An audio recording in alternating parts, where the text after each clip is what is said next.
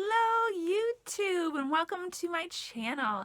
I finally finished my blanket. I had to start over, but I finally finished my first ever crocheted blanket and I'm very excited.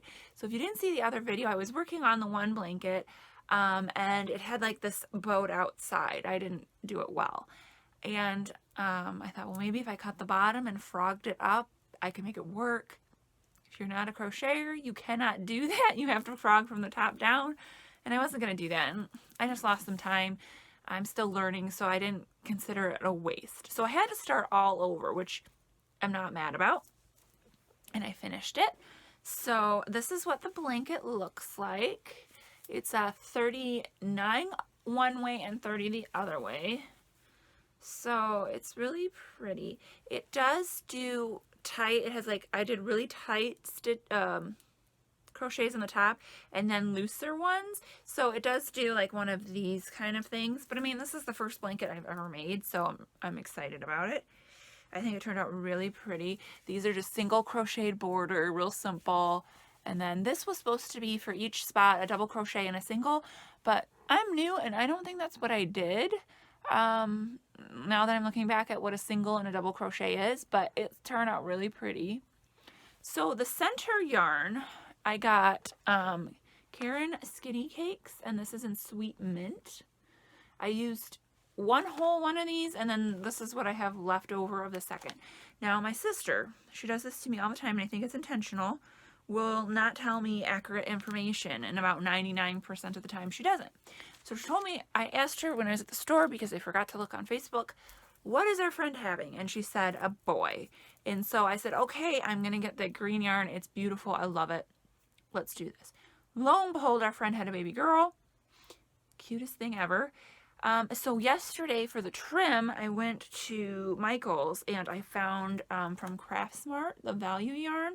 This is called Primrose. It has all the exact same colors. It's almost 100% match, but they have the pink in it too. So that's what I used for the border to kind of make it a little more girly. And it's kind of fun that it's not a traditional girly blanket like pinks and purples and stuff. Although I very much would have liked to have done that. And so I think it turned out pretty. It's striped. I didn't want to do a solid.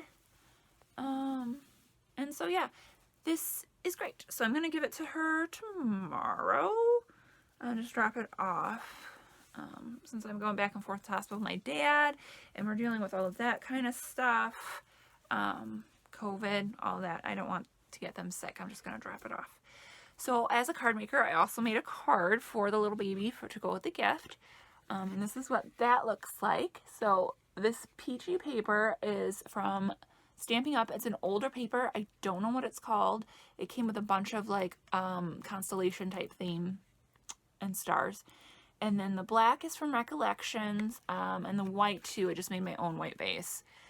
Stamps and dies are from Diamond Press, Marquee Auto Ship.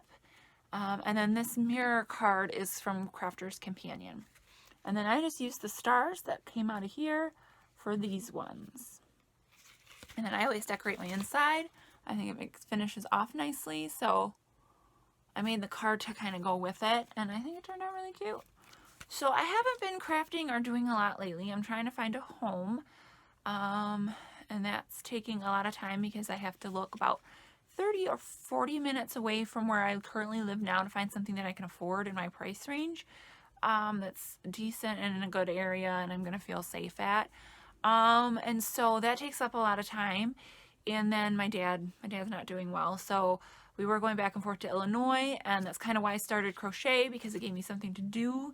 But now he's just going back and forth to the hospital here. So I'm doing a lot with that and I'm dealing with a lot of emotional things such as moving and ending a chapter of my life. And then my dad transitioning to the other side. And so I haven't been doing a lot of crafting. And I just feel really confined in this house. I'm ready to move forward, ready to go into the next chapter of my life. And I just feel suffocated and trapped here. And it's not a very conducive environment to crafting.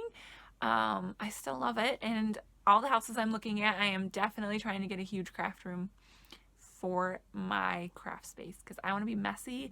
I want to be crazy. I want to have 6 different projects going at once if I want. If I want acrylic paint, I can have that out. If I want a card make, I can have that out.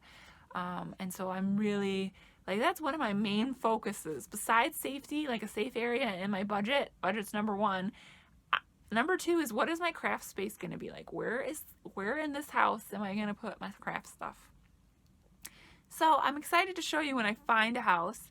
I was going to take you guys on tours and stuff, but it's just becoming too much for me right now. So when I find the house, we'll do a whole tour, and there'll be a lot of DIYs and home decorating projects, I'm sure, for that. But thank you guys so much for watching this video, and I will see you in the next one.